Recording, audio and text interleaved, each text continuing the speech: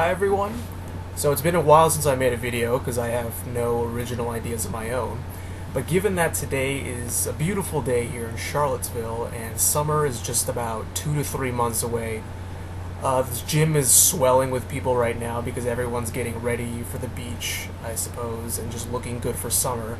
So I decided to make a video on my 5 easy and simple tips on how to get beach bod ready.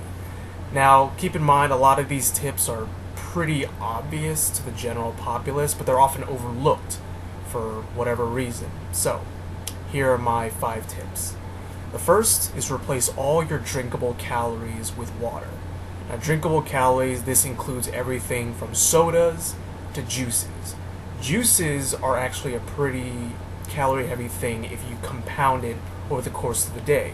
If you take orange juice, for example, orange juice, usually the ones I drink, range from anywhere from 100 to 150 calories per 8 fluid ounces. Now that doesn't sound like much, but if you have, let's say, 3 cups of orange juice a day, that can quickly add up to 300 to 500 calories. So a really easy way of just trimming your calories in general is replacing everything that you drink with simply water. Or if you're going to drink milk, maybe drink skim milk. It's not really necessary though. The easiest way though is to replace your drinkable calories with water. My second tip is to replace at least one meal you have a day with a quote-unquote clean meal. Now what do I mean by clean meal? It's basically anything that you would think of when you think of clean eating.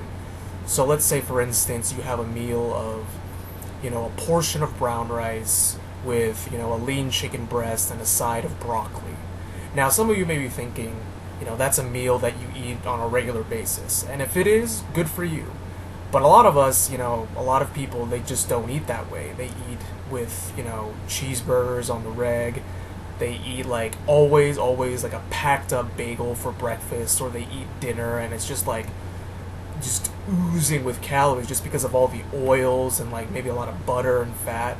And you just don't realize how much that can compound up. So in the same manner, if you replace one meal a day, or at least one meal, with what you would label as a clean meal, it actually saves you a lot of calories, but also fills you up quite nicely. And it helps you develop a nice habit of eating healthy, but nutrient-dense foods. The third is directed towards college students mainly, but basically just walk to class.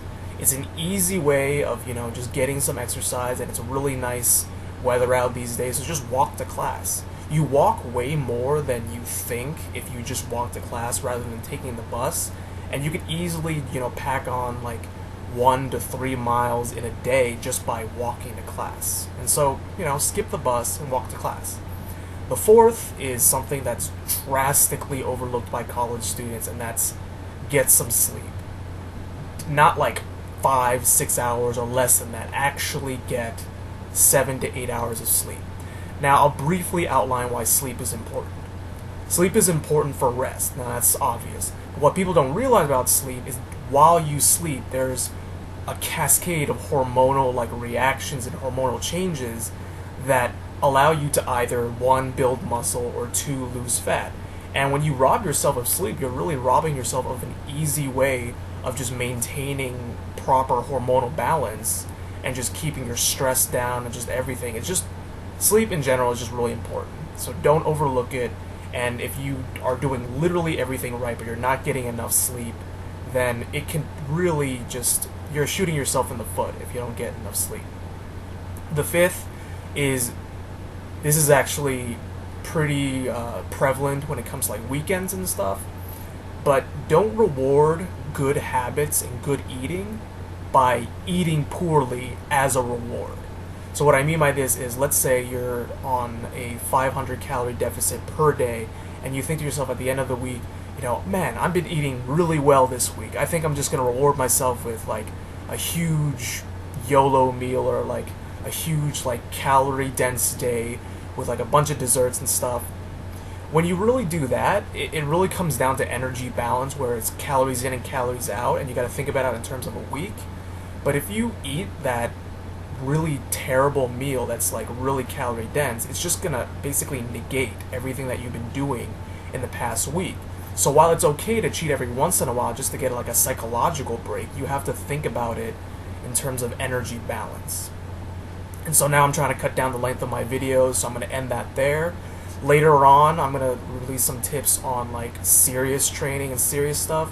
But for now, this is a simple video with 5 simple tips on how to get Beachbot ready.